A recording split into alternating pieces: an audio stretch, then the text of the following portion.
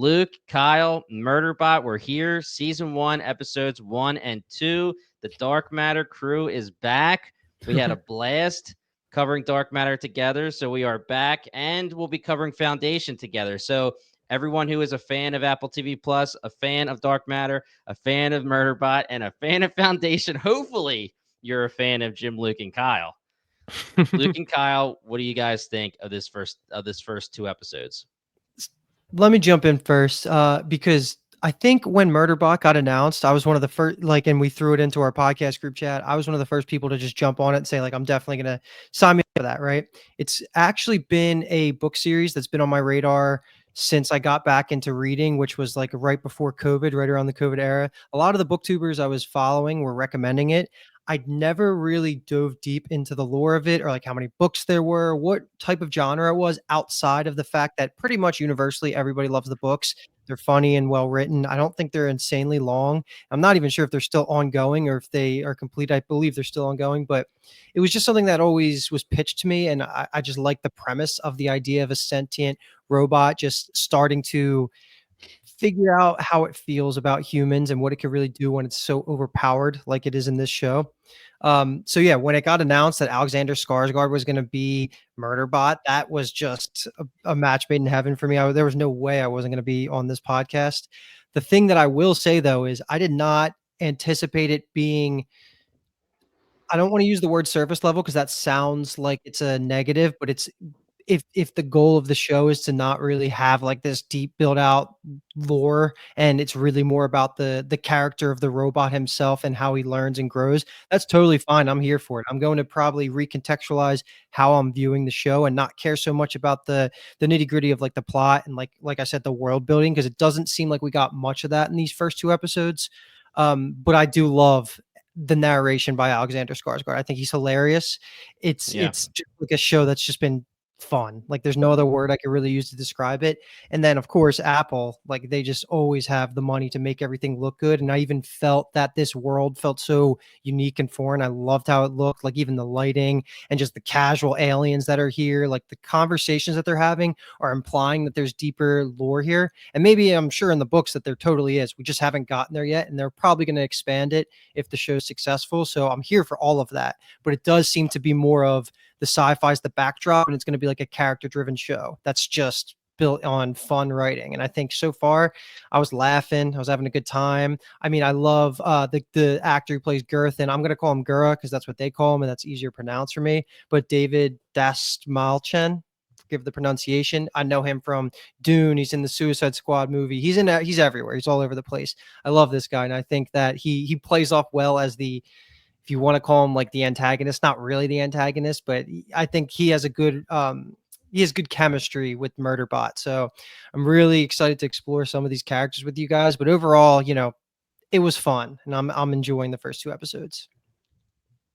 Yeah, I think the part I'll reiterate is kind of a recalibration of expectations, I think is in order. We try not to really watch trailers, although that was the running joke of what the Dark Matter podcast was, the trailer. Yes. But this doesn't seem like it'll be very Dark Matter-esque. Although, again, it's early.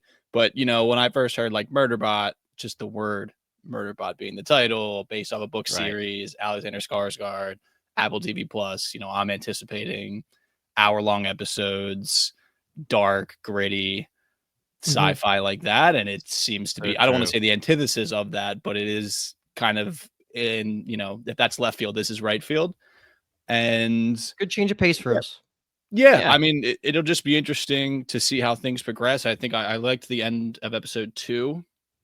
That felt like we're kind of more developing a plot and things like that. Like you mentioned though too, Luke, it's interesting that maybe the backbone of the show is going to be these relationships and how, what we call them bot, we're going to call them sec unit, whatever we end up landing on as we continue talking about the show, kind of how he navigates all of that. I think will be interesting. And Alexander Skarsgård is a fantastic actor. So it'll be an interesting ride. Lady Gaga's music video.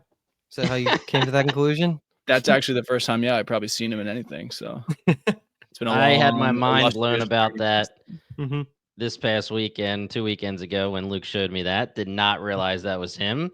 But you guys perfectly said it. I don't want to waste too much more time just giving surface level thoughts, but I agree. Luke, when you texted us and you said first episode 27 minutes, second episode 34 minutes, or whatever it was, I was like, whoa, okay. Was not expecting that at all. I fully agree with you, Kyle. I thought it was going to be more of the hour-long, grittier television show. I did watch the trailer because I was and it was a teaser trailer. It wasn't the full trailer. Dark Matter fans, we know we're not talking trailers, but and all I'm going to say about this trailer is what you already find out in this first episode in the first 5 seconds. But, I texted the group and I said I was surprised. The trailer showed us pretty much the tone and what this show was going to be. And it was, like Kyle said, right field versus left field. It was not what we were expecting. And this is not a bad thing. It's just expectations are going to be a little bit different. Funnily enough, Kyle, me and you were starting to cover Beacon 23. And the reason I say this is because Hugh Howey, friend of the pod, Silo, love that TV show. Of course, being the core podcast. Beacon 23, it's a little bit of a similar kind of reminder to us because in Beacon 23, we talked a lot about there's not too much world building and we're wondering what's going on out there. We don't have a lot of the answers of what is anything with history, with the world in general. And it was all about what's going on in this beacon with these specific characters. And this could be very similar. But like Luke said as well, there's multiple books, right? Yeah. It's a book series, so I'm sure that there's plenty of lore, and maybe they are going to get deep into it, and we're just not getting it yet, and we didn't realize it. But I'm ready. I enjoyed it. I thought it was fun. I thought Alexander Skarsgård's great, so I'm in. I think the Apple style of releasing 2 episodes to start was very smart here, because if it was just the first episode and I walked away, like we weren't going to podcast on it, I don't know how compelled I would have felt in a vacuum to maybe continue. I think due to that like expectation recalibration that was needed. But I think episode 2 did a great job of like furthering the story, kind of maybe explaining to us a little bit about where things might go and things like that. While episode 1 felt a lot more lighthearted and, let's say, quirky and like quippy, while episode 2 felt like, okay, we're driving towards, especially that final scene of we're driving towards potentially an interesting destination, that along the way to that destination we'll get some good character interactions. Yeah, like I would for sure say that the death of the other colonizers or the other people that are on an expedition here on the other side of the planet, and they're all dead, like that is setting up a little bit of a darker tone, and you kind of want that. Like it's going to be so funny having Murderbot react to everything just as he's receiving this information. And I would just say, like, the pacing actually blew my mind in the first like 5 minutes when you go through that whole the mining expedition. You learn how humans feel about the robots, you learn about the corporation rim, you learn about so many things. I was kind of overwhelmed for a 26-minute comedy that's not, it's called a drama / comedy, but like I took a lot of notes just for the specific reason that they did cover a decent amount in the beginning. I just don't necessarily know how deep they got into like what the actual corporation rim is, and like, I'm sure that will come out. But yeah, it's more about this hippie group that is called once Preservation Alliance, Preservation Aux, they say at one point. That's just like this group that I think like the whole show is going to be just straight up about him trying to empathize with them as he's like maybe what's it called? What's the show called? Saturn Moon. What's the show called? Oh, the show in the universe. Yeah, that he's gonna. I thought you were comparing it No, to no. Sorry. Me too. The show that Murderbot's obsessed with. I totally blanked on what the name of it's the called. Rise and Fall of Sanctuary Moon. Sanctuary Moon. Yeah, that's what I was going for. Close enough, Luke. Close enough. Yeah. I literally didn't even write it down because I thought it was just going to be a one-off bit, but then it became something that he referenced again. And I think he's going to completely just try and use that to relate to these humans. And he's just going to keep having lessons where he becomes less and less likely to be a murder bot. And he's actually going to start to care about these people. That's how I envision this going. We might lose 1 or 2 along the way, but I can promise you Gura's going to love him by the end. He's going to be all in and get those trust issues going. And I do love that he's like an augmented human. It almost feels like that this is and Jimmy, you probably can't relate to this, like a prequel to Dune, where Dune could be thousands of years in the future. And it's even funnier that a Skarsgård and Gura are both the Skarsgård father is the one in Dune, and then the Gura is also in Dune. So I can't step away from that, especially with the alien worm monster that we see later. It's just I'm gonna keep referencing Dune because Dune's like my favorite sci-fi story I've seen in recent years, but it's just like a more fun spin on that. So I really liked the setup of it all. And I don't know how I would feel if we weren't podcasting on it, but I'm happy we are because I'm definitely going to just keep binging it. And I haven't checked yet, but I'm sure they're all probably 30-minute episodes if the first two are, and those are usually like the longer ones. So if that's going to be the way that we go with the show, that's totally fine with me. Just keep it more like the formula of cable TV, but with the money and writing of Apple. That sounds perfectly fine for me. Agreed. And it's funny that you talk about the TV show within a TV show because John Cho was credited like he's going to be a big actor in this TV show. Yeah. So Mm-hmm. when I saw that he was an actor in the TV show within a TV show, I was like, so is he going to be like used a lot? And I guess it will. It's going to be how he relates to people. All he wants to do is watch his shows when Right. he's dealing with regular life that he hates regular life. So he's like, I'd rather watch Mhm. my TV shows. And it's John Cho. I like to watch John Yeah. Cho. And Maybe I would Howard and even Kumar. say like a lesser show that really was going to get caught up in the weeds would have spent a whole episode just showing how he was going to break that government, Yeah. the government module control that he has on him. But they got rid of that in 2 minutes. And then he's just like, all right, I'm good. I can basically do what I want. I just got to blend in. And I really just like that concept. Yeah. And I do wonder what that is like in the books. If it is very similar, where it's like the prologue, where he just breaks the government module control, and then here's the story, or if that is actually part of the books where he's trying to break it. I agree. It was pedal to the metal. They literally just started the episode with like, "Hey," he gives a little explanation of what he's doing, why he's standing there very still, not doing anything, and then government module control broken, ready to Mm-hmm. go. And It's interesting too because sorry. we know nothing about the books if that's not obvious at this point. And I feel like the only piece of information that I had going into the show was people reacting to like stills, and I assume what must have been the teaser trailer of Alexander Skarsgård's face Yeah. being shown so much. And my interpretation of that was that that's a change from the books in that Right. the Murderbot doesn't show its face in the books, and that's an interesting potential change. And we could be talking out of our behinds right now because we don't know what actually Yeah. happens in the book. But that was one of the most central plot points, especially in episode. I mean, literally, the name of episode 2 is Eye Contact, but it's not very difficult. Let's say it's much more difficult for him to keep up the charade when he is actually having a human face that he needs to look at someone else and keep up and all of that stuff. So that's And just a potentially momentous change that'll be interesting for us to just enjoy, I guess.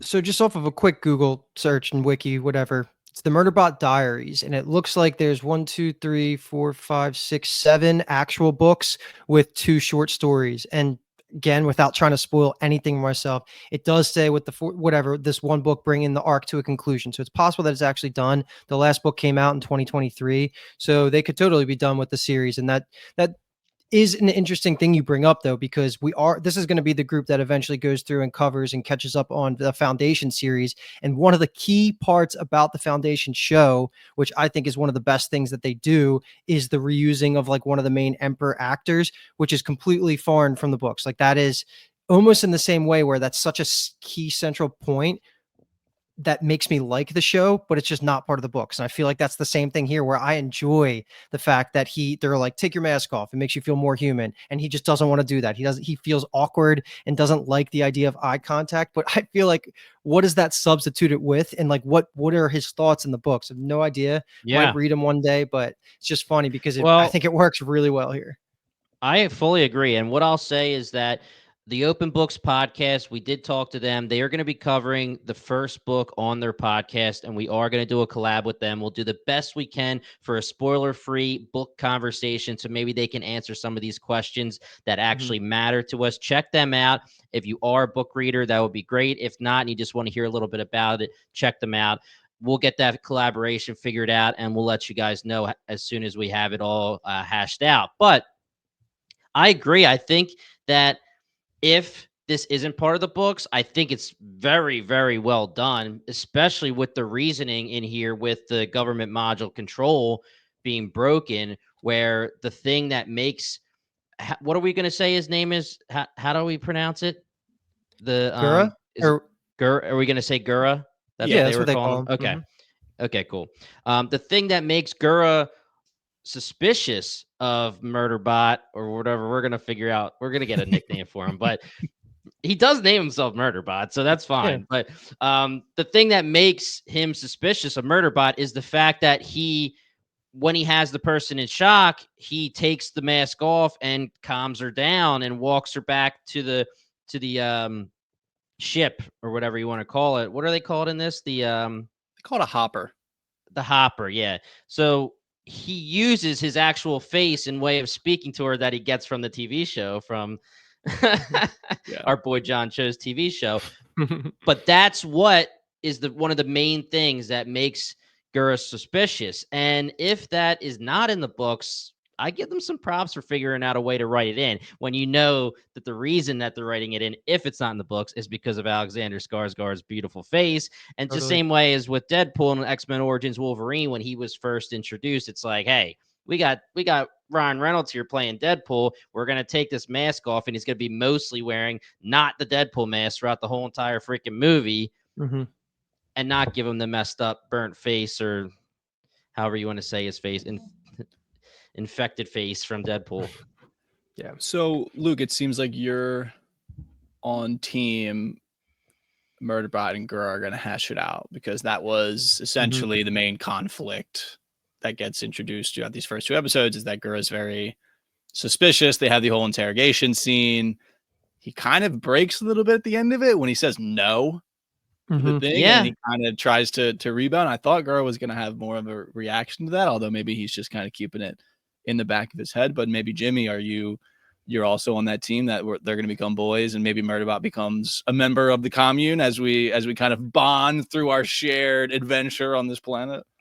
I think that this story will be, and as we have already said, I have no spoilers at all. I do think this story will be mostly about his connection to this group and how he acclimates and becomes a part of their family. I feel like the Gura thing will be an ongoing storyline, and I hope they become boys eventually. The one thing we do need to get answers to, and I'm assuming and I'm hoping that we will, is more of the lore and the world building for the actual bots, right? We know that he's a previous version. I'm assuming all of them have normal human faces under their masks, but the biggest question here is what is considered weird for one of these bots when they're acting a certain way?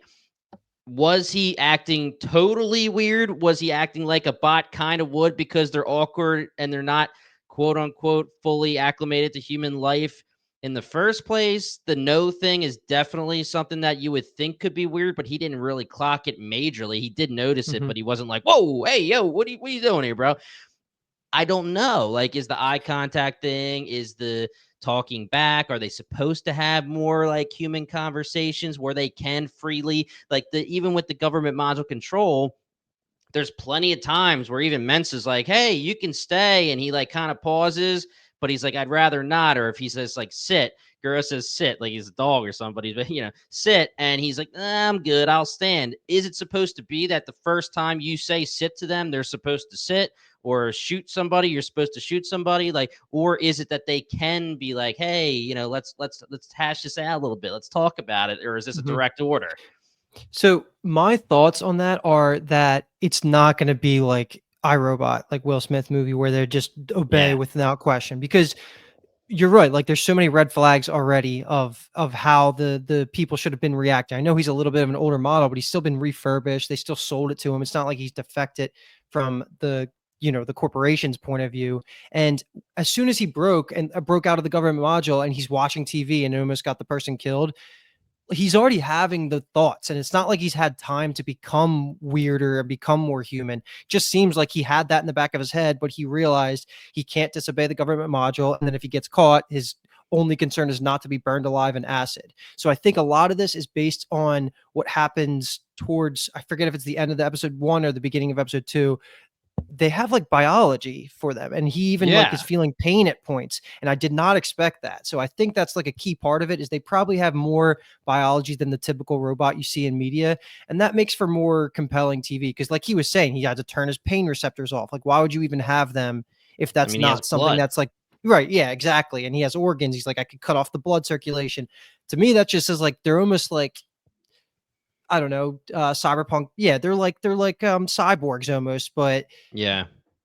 I don't know. So it's just like an interesting take on them, and I think it makes for more compelling TV because of the limitations, and I guess the weird restrictions that biology puts on some people, but they're not fully biological. So it's a little mixed. I think we just need to get more information, and when we get to the other side of the planet and we see the destroyed crew, maybe we'll learn some info when he sees their sec unit, and like, is he going to still be We alive? saw him. No, we saw Right. him. He's Well, dead. like, Against sorry, yeah, he's can he dead, but I be? mean, like, Yeah, right.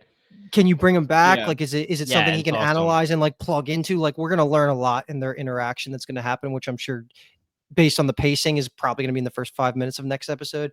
But it's a good Yeah. thought, and I think that it's gonna be fun for us to explore that.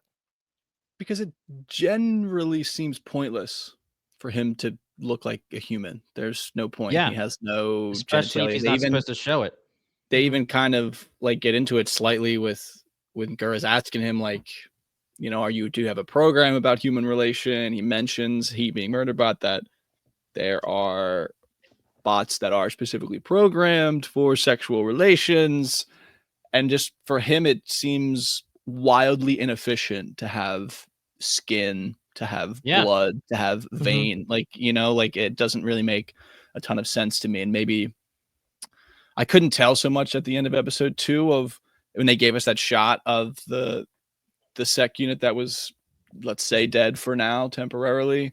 Mhm. Of it looked to me like it was purely mechanical, kind of like, is the older units the more like the less efficient units where they actually spent some time making them akin to, let's say, Westworld robots, where Right. like they Right. actually had skin and stuff. But in reality, the new ones are more focused on not that, it's more like firepower, more like, defensive armoring and things Mhm.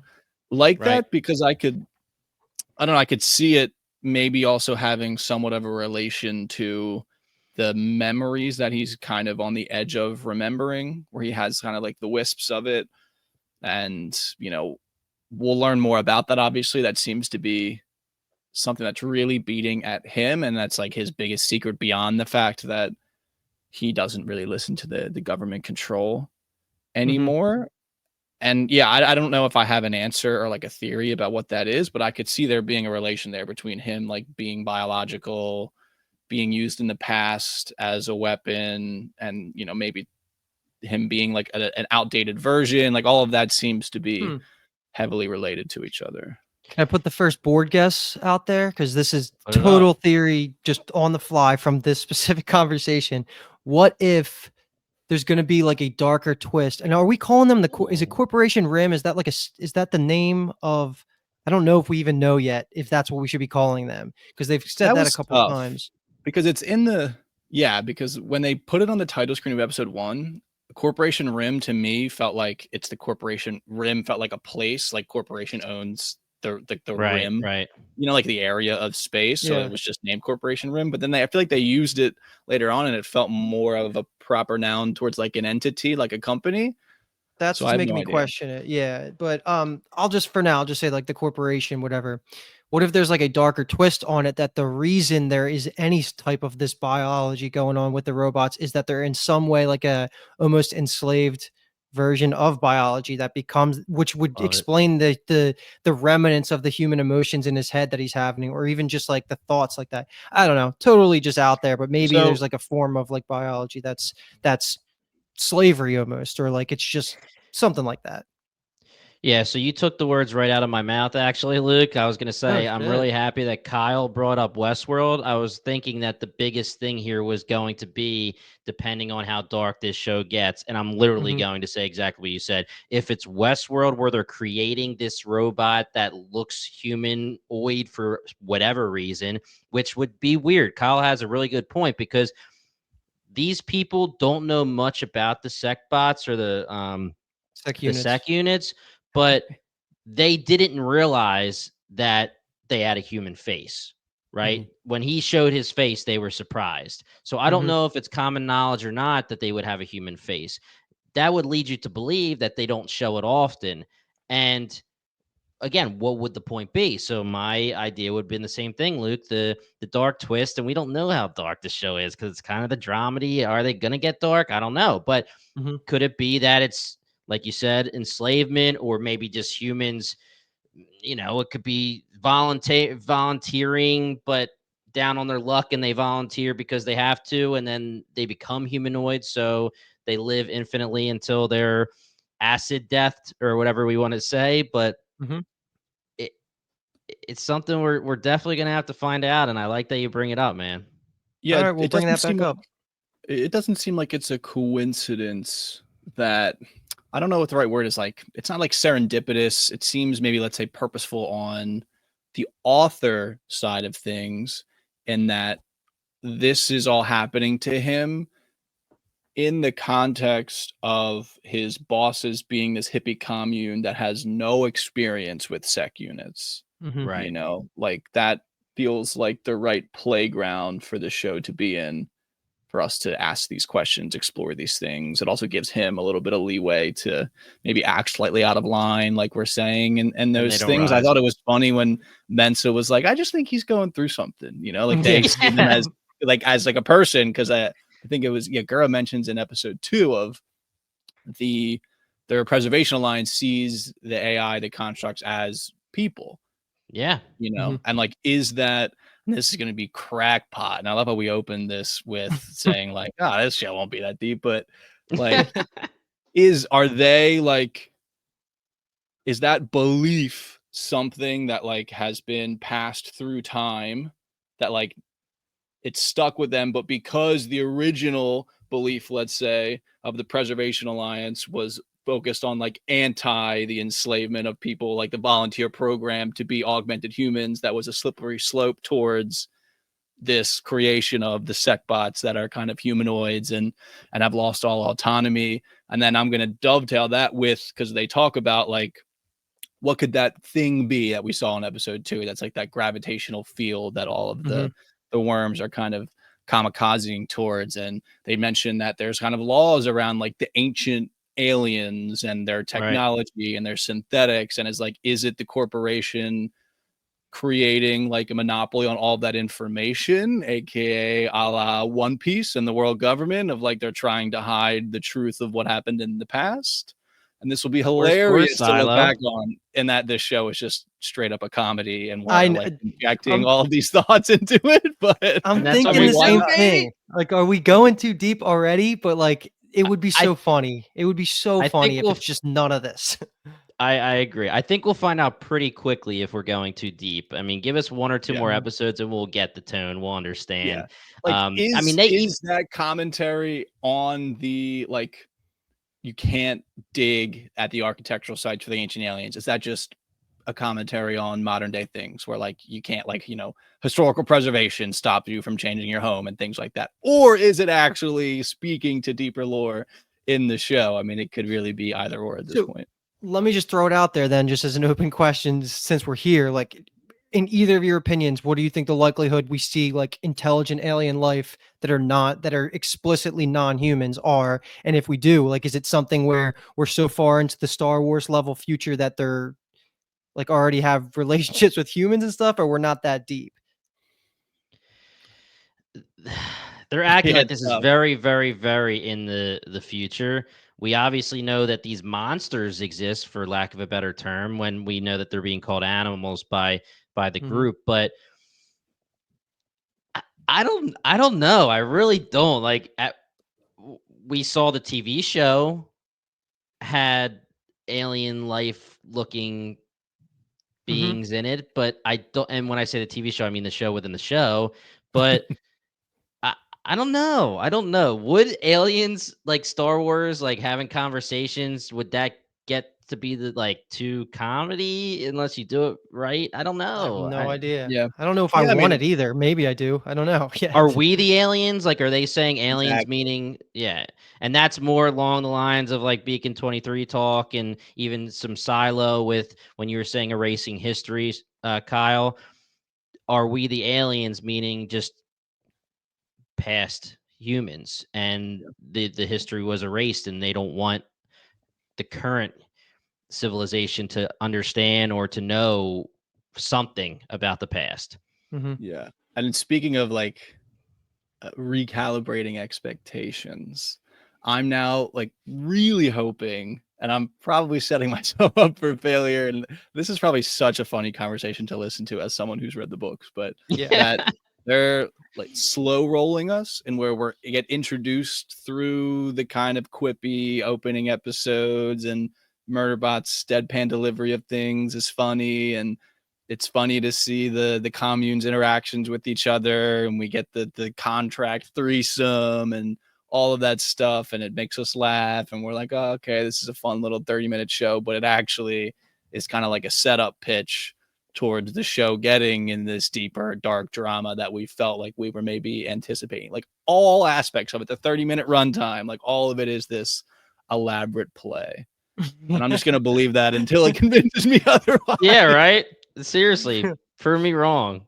All right, I think we can start shifting to let's talk about our other characters here and throw opinions out there because we have been broad stroking the whole series and we're probably just wasting everybody's time, but it's been fun so far. I want to say that like our introduction to these characters all happen in the corporation meeting room, whatever it is, when they end up buying Murderbot. And this was probably my first big laugh is when they're making the decision on which robot to take, and they're all like, and come over here, girl. Yeah. That Yeah. was so fun. That got me laughing. But of course, everything Murderbot says is like hilarious because when they do get to the planet and they start the expedition, perfect opportunity for him to analyze everybody. He gives you everybody's name, everybody's role. So I'll just run through some of them. And then of course he's sprinkling comedy and they're like, it's perfect because he can analyze their blood pressure when they're looking at each other. So he knows how they feel about all this. All this is good. But the people that we meet here, I have down Arata, who is sorry, hold on. I have down sorry, let me start that again. So the people that we meet here, he goes through the whole list. We have Arata, then we have Roddy, and then we have Pinley, who this is going to be our love triangle right here. They say that Roddy is who's my favorite career. I guess he's the wormhole expert, which is like a really, really cool thing. He's going to be the one that gets pulled into the throuple. We can talk about him more. We have Mensa, who's going to be the leader and the expert on terraforming. That's a cool job too. Gura, who's the augmented human. He's the one that's going to be the one interfacing with the technology and leading all that. Baradwatch. How do I, this is the name I struggle the most to say. Yeah. I'll say We're going to BW. have a nickname. Okay. The geochemist. And then I, for some reason, don't have it written down of what Arata and Roddy's or what Arata's and Pinley's job is. Do either of you guys have that down?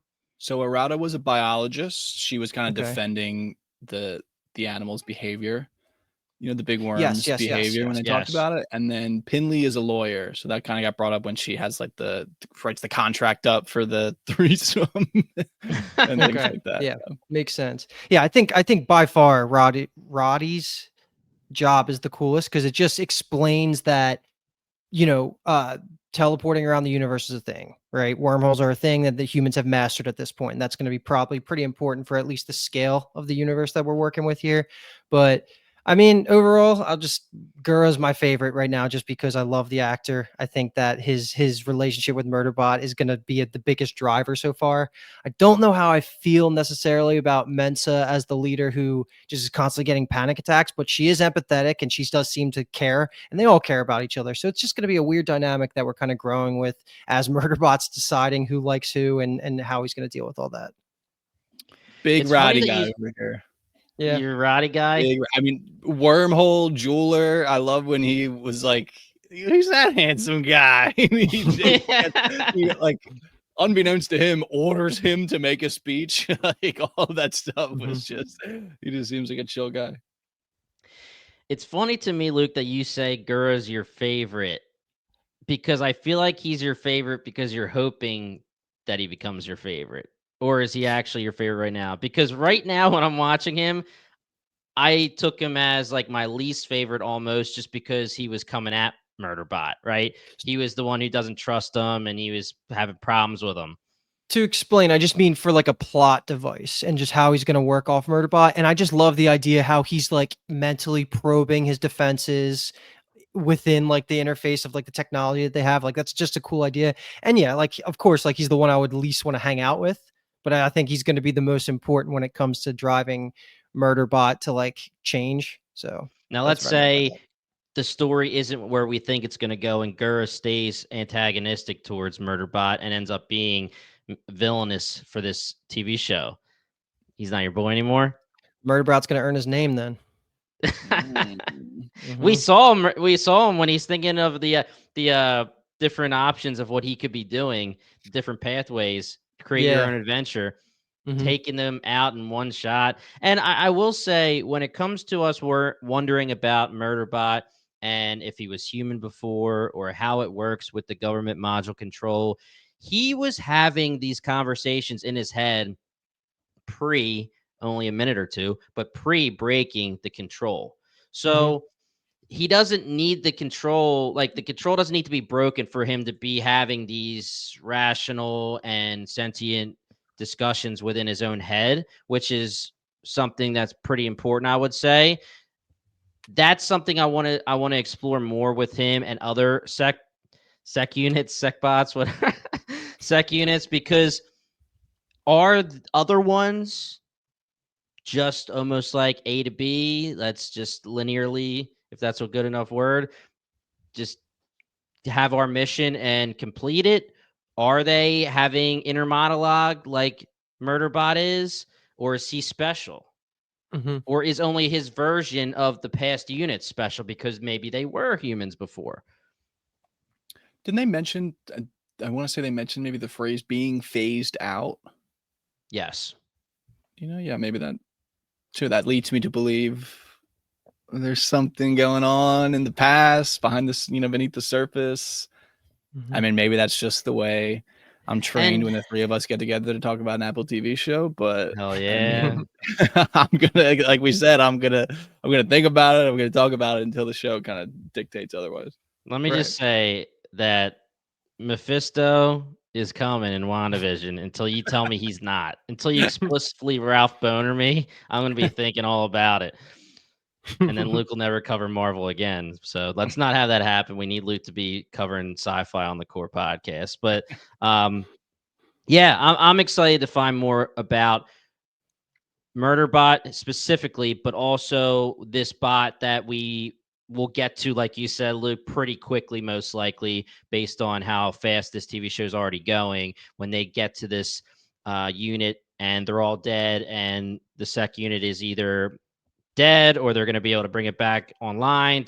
I would assume that Murderbot may be able to access this sec unit and see through Mhm. his eyes, its eyes, whatever. Something that is pretty noticeable throughout this TV show is that Gura specifically always fixes himself and says it's when he says his, he'll say his and then he'll say it's instead, which is interesting because they are the ones that were saying that they believe that AI and the sec units or whatever they would call them from where they are humans, or they consider them like humans.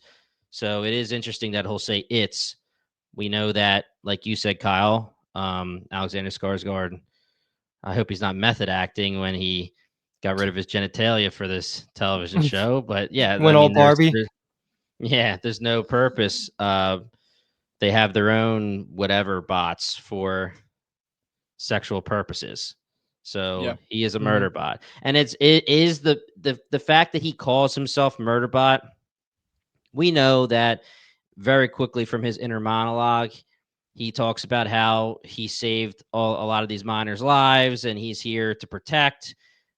So it's not weird that murder would come up, but from the 7-second echo that he keeps getting, there's a lot of murder. So was that something that happened and murder came to mind when he wanted to call himself something? So is that your understanding that that clip or that memory happened prior to the first scene? Or is there a chance that Oh, it yeah. happens after, in between the first scene and when he gets picked up by the commune people? Because he Interesting. could, because you do see right away the humans are messing with him, right? Like they're flicking him in the face and hitting him, and then that's when he breaks free. What if he then goes ahead and murders everybody on the mining community? Then the commune or the company takes him and then reworks him like they were saying he got refurbished. But at that point, since he already broke through the control, they never They realized. Well, I guess they would have known I at feel like that they would point. have I don't caught know. that. Yeah, yeah, they would Yeah, have known that's at that point. interesting. It's very Yeah. interesting you say that. I wasn't thinking that at all. I thought he was refurbished before that mining job. Well, that could But lead into our theory about him being when he was a full human before he was like actually the cyborg version of whatever he is now. If our tinfoil theory turns out to be true. yeah, I mean, it could be as simple as he was used by the corporation for bad things. I mean, for lack of a better term, Hmm. they used him as a murder machine, and they said, okay, well, now we're going to put him back into whatever you want to call it, regular rotation, and we're going to refurbish him and make some money off him instead of using him for our own evil Yeah, purposes. I'm down for a Yeah, really dark corporation. That works for me. yeah. Yeah. I think the memory is pre-opening scene. I think the refurbishment is pre-opening scene. I think Okay. the fact that he broke the control mechanism is then allowing maybe this memory to leak slightly out a little bit, and there will be more of like a development that way that he can I maybe could buy it. access older things. Yeah, That now makes that there's sense. no Yeah. longer this control over it, will be my take. Hmm. I like that.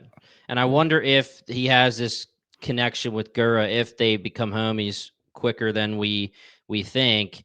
We know that being the having his, what do we want to call it? The abilities that Gura has, the technology that they gave him. He said that he's an augmented human. Yeah, So augmented. Sorry, I couldn't think of it. yeah. Yeah, the augmented abilities that he has, where he's slower than Murderbot when he's probing and doing whatever he's doing. Maybe they work together to unlock this memory when Murderbot realizes it's something he wants to find out. Obviously, in these episodes, he says no very, very quickly. He does not Mhm. want Gura to be involved, but of course he wouldn't want that because he knows Gura's on to him.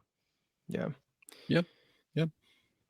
I All think right. Let's point yeah, out some. I just want to get open the floor to anything you guys want to point out from the whole rest of episode 1 that you think is just worth bringing up that we haven't naturally already talked about. Because the one thing I was just going to say was I didn't love that there was no pushback on blaming Murderbot for the almost death of Bharadwaj, because he tried to get them away and nobody brought that up, and they all blamed him for not. Granted, like he was warning them a little bit slower than he should have been because he was binging his shows, but like he definitely tried, and nobody like tried to defend Murderbot, where Gurr's just like, he let you guys down. It was his fault the whole time. Where what, he would have saved 15 seconds of them running away, which they probably could have gotten away anyway, because he did seem to know how to fight. Well, they weren't listening to our boy Murderbot. And let me Right. ask you this question.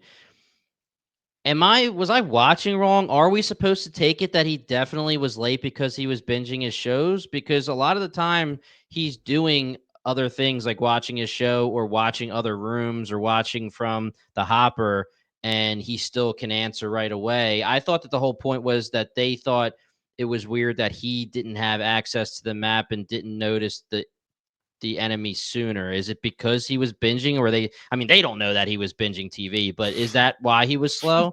That's so Or is that funny. how you took it?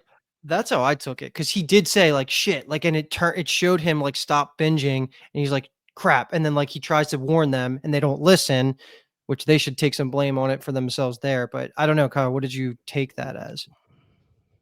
I honestly just took it that Gura was more paranoid. I mean, they gave him a standing ovation and they thank him and things like that. So I thought that they felt pretty appreciative and acknowledging the fact that he saved their lives I, and things like that. I mean, I think Arata was on his team 100%.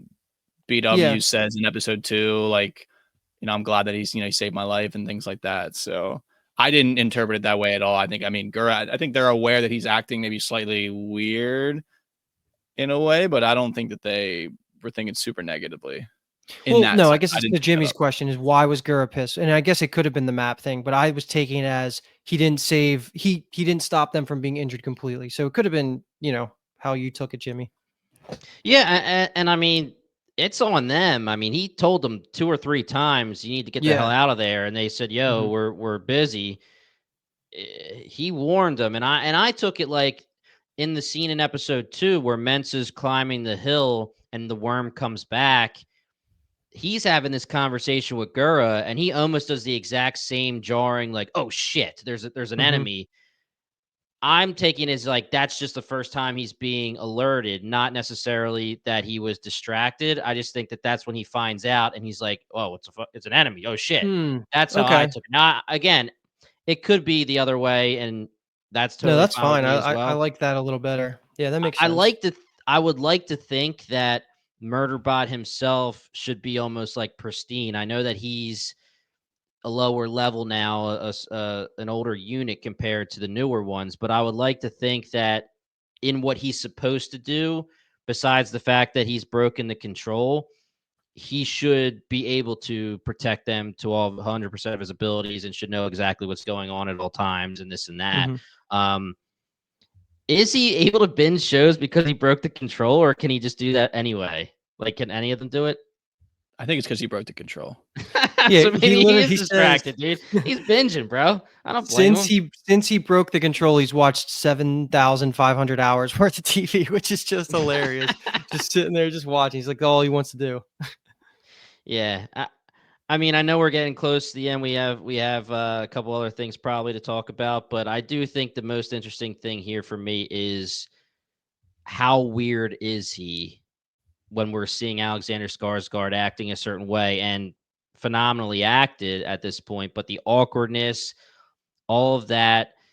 He's robotic, but not robotic. He's almost just like an awkward human. So it's like, is that what he's supposed to be like? What is that how the other sec units will act? Really, it was only Gura that noticed something weird about him. And Gura clocked him showing his face and talking down and helping. Who was it that was in shock? That it was Me- Uh, Murata. Arata, right? Errata, yeah. Arata Mhm. was in shock and he was helping her, talking her down, but everyone else was like, "Thank you, homie," and Gura was like, "Yeah, you're not supposed to be doing that." I don't know that Yeah. happened. Mhm. But I guess continuing on, like again, if you guys want to bring anything else up from episode 1, I'm good there. When we can just continue through just random things here where I definitely want to talk more about the thruple thing rather past the part that it's being a joke and more about how it's going to relate to the story. Is there going to be like actual tension? Because obviously Arata and Roddy just love each other and they're just lustful after each other when they start hard making out. And then Pin Lee's just like trying to get in there. I'm That's happy she's clearly going to happy. cause something, right? Yeah, Well, that was interesting because again, they introduce it as more of a One triangle, it's right, like like not it, like like Roddy, Finley's they on the didn't he say outside. Roddy likes no, Pin it should be a Lee? thruple. Yes, it's Murderbot was saying Arata and Roddy like each other, and it's No. noticeable. Oh no. It's Arata is married to Pin Lee, but she likes Roddy, and Roddy likes Pin Lee. Yeah, that's how I took it too. But Yeah, it didn't Okay. come Okay. across like that. but I agree. Okay, so that's where I was confused. Okay. But Maybe they do say they've tried this before. not with him They though, do right? say no, Pin not Lee with him. mentioned. I thought it was Pin Lee mentioned it happened with like another Another person. partner, and Yeah. that there wasn't a contract involved, so it got messy. So that Yes, now there's the agreed. contract involved, so it Mhm. won't get messy is the idea. Which But Pin is Lee obviously is not very happy about it. right. That's how I took it. Yep, agreed. Maybe Roddy was just happy to be there and would make out with both of them vigorously regardless. And it was more about Arata was like happy, like that she wanted this the whole time. I don't She know. kind of just jumped on him. Yeah. I was gonna say it's not. I don't know anything about, and I don't know anything about thruples in this kind of relationships. But I mean, if I'm You don't? Pin Lee, I thought you were our foremost expert on the podcast. That's why you're on the show. I thought I'm the thruple expert. But I mean, if I'm you Pin Lee, step in I'd the be a little. game. That's the throuple right there. I am the fucking game pal. Um, so If I'm Pin Lee, I'd be a little upset because Pin Lee's obviously hesitating, and Hmm. she's like, "Yeah, fine, let's do it. Let's do it." And Narada just, like you said, jumps on Roddy Mm-hmm. right in front of Pin Lee. So I don't know. I mean, this is another thing where we're probably talking too much about something that doesn't matter that much, but we'll see based But on how the show goes. if it's going to be a comedy that's based on the characters, I feel like this actually might be more important than the alien talk that we're doing, because Yeah. it's going to actually cause Yeah, some strife I mean, between them. that's true. That's true. I could see But an why not emotional both? choice having to be Yeah. made where, with the throuple, who do you pick? You can pick one. And it's like Arata picks Roddy over Pin Lee, and it's like, oh my, she did it, and things like Mm-hmm. that, or vice versa. With Roddy picks Pin Lee, and Arata's like, what the heck, things like that. Yeah. Yeah. Yeah. But in a serious situation where it's funny for a couple episodes, and then like the rubber meets the road, where it's okay, we actually need to figure this thing out. Yeah. Did you get any vibes between Mensa and Gura? That Specifically felt. when Mensa came back and Gura was looking after her, and then she was kind of not talking and said, "I'm going to take a shower." And then he weirdly, like the subtitle says, giggles or something after she says, "I need to shower." Hmm. I did I not. thought he was. I thought I was taking that as like she was like a. He thought she was disappointed in him, and she kind of. Yes, that's how I took it too. But I didn't know if it was supposed to be like they have any kind of relationship or if it's just their friends. And Yeah, I could He's see coming. him being like he's super Ferda. He seems to be team overall, and she's the Mhm. leader. So I could see it from that. He feels like a high level of deference to her and things like that. I don't think I took it romantically in any way. okay, Yeah, me and neither. easy for me to be put on the other side of that fence. It was just a question. I don't know how much I felt it either, but that scene was a little weird to me. Gave me a little bit of Mhm. vibes. Is there a scenario where we're talking about, the Westworld-ish kind of situation? He has sentience, but Westworld with sentience, it's becoming as human as possible. And does Murderbot actually start to feel feelings and emotions throughout this television show? Yes. Yeah, I believe so. Yeah. Doesn't I have think to be that's. romantic, but emotions, yeah. Yeah, that's going to be the whole point of just keep bringing in the TV shows is what I think. Yeah. Okay. Okay. I mean, other things. Just this is just I'm just skimming my notes right now. Another thing to put out there: Gura joined the reservation 6 years ago, so that gives you some history of like how connected he is to the whole group. I don't think we got any mention of how long the rest of them have been together. But yeah, like I mean, overall, it's really like I think the last thing we really need to discuss is just what we think is going on with we can't call it a wormhole because we already have a wormhole expert here. What is that? A gravitational well or something that's on the planet? Because that's going Right. to be one of the most important things. Um, I don't have anything else written down before we jump into that. Is there anything else you guys want to bring up? Because this could probably just end our episode coverage. Honestly, No. I was thinking more about what actually happened at the end of the episode with the like who actually killed those people Yeah. Yeah, but versus. Yeah. isn't okay? I guess that's true. Yeah, we'll I lump mean, in they those two could big reveals. Yeah, could yeah, you're totally be right. related. I mean, is there like a level of native inhabitants that they're unaware of that is attacking, people that they think are potentially attacking their planet, or is it a natural phenomenon and they're two separate things? And where I mean, also the one thing I was going to bring this up, the final thing, and I guess it can be tangentially related here, is that in the intro sequence, feels like there is somewhat of an introduction of like all black robots that seem to be like chasing the crew. So, Mm. I mean, does the corporation have a monopoly on this type of technology? Are there people that are out there that have them as well that could be I don't want to say us, but I guess us?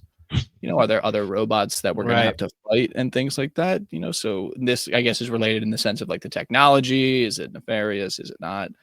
Was there I like would a hit say squad of bots that went after the other people on the other side of the planet? I don't know. it feels more likely than aliens because they say aliens. Like, is it an alien remnant thing? Like, they talk about that. So I don't feel like that will be the answer. It does seem more likely that it would either be the corporation in some sketchy way or a different form of AI robots. That would be against Murderbot. Yeah, and something very surface level when it comes to trying to talk about or explain what's going on is when they're utilizing the map, the reason they're pissed off is because they said the map should have found the enemy or alerted them that an enemy would exist, and they thought the corporation was messing with the maps. And then Mhm. Murderbot goes in and, as far as we know, verifies that it wasn't the corporation and it's just anomalies on the map.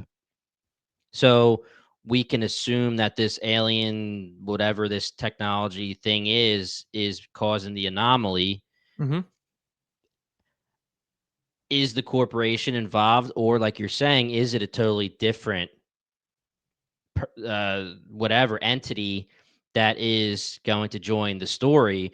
If they say to us straight up that the corporation isn't messing with the maps, then maybe it does seem like it would be a separate entity, either protecting these areas or yeah, I don't know. I'm just saying that I feel like it was pretty telling that it was confirmed pretty quickly that it wasn't the corporation that was Yeah. messing with the maps. We need more factions, so Oh, it's we too did. ear That's why I it's said surface level. It's yeah. too way too surface level. Yeah, because also, why would the corporation greenlight them buying Murderbot and then helping them get to this expedition if they knew about all this? It just doesn't really tie unless they're just trying to kill the commune. Like I don't really understand that, which feels weak. So I Yeah, would put my money on it being an unknown faction that we're going to learn about. yeah, agreed. Anything The else? double centipede things look cool. I like it. They do. Yeah. I I mean, we know the deal. Apple TV's going all out. I've talked about this on other podcasts. We obviously talked about it with Blake Crouch himself from Dark Matter. He's the one who said it. So did Hugh Howey. Apple TV gives you the freedom. They give you that money. Everything looks beautiful. You have hmm Alexander Skarsgård. It has the makings to be a great show. I mean, it looked awesome when he jumps inside of this Yeah. worm and comes out with a big chomp, and then we see him being repaired. So I'm in. I'm interested. So am I, man. It was a really fun 2 episodes, and I'm excited to watch the third one. Is it? I mean, I don't know if we know. Is it confirmed that it's just one from here on out, one per week? It's one episode per week. Yes. Nice, cool. All right. We good? Final thoughts, Kyle? No, I'm chilling. I Any think we parting got it all out shots? there into the world. My parting shot was going to be the comment on the intro sequence, but it was able to tie it Yeah. in at the end there. So Because you're an We expert know podcaster. from That's why. yeah, I ain't we got know any from parting other shots. we know from other Apple TV shows that the intro sequence is important. So we will not be watching any trailers in between these episodes. But guys, we're here with Murderbot episodes 1 and 2. Foundation will be coming July 11th. And in the meantime, this squad will be back covering seasons 1 and 2. Me and Kyle have never watched Foundation before. This is something that Luke has been talking up. A lot of our Discord members have been talking to us about, hoping that we would cover it. BingetownTV.com/Discord. Join the fun, join the group. Totally free. Such a blast. We purposely waited to do a Rooks and Vets for this. And when we say Rooks and Vets, me and Kyle have never watched this. We are the rookies. Luke is the vet. He loves this show. He's been talking it up. We're going to have a great time covering seasons 1 and 2, leading right up to season 3. We cannot wait for that. Like I said, it's the same exact group. So you can follow us for Murderbot. You can follow us for Foundation. Please hit that subscribe button if you're enjoying our coverage and if you enjoy Apple TV Plus. Otherwise, Binge Empire right now is another podcast on our network. We are covering The Last of Us. We have technically 2 more episodes, correct, of coverage? Correct.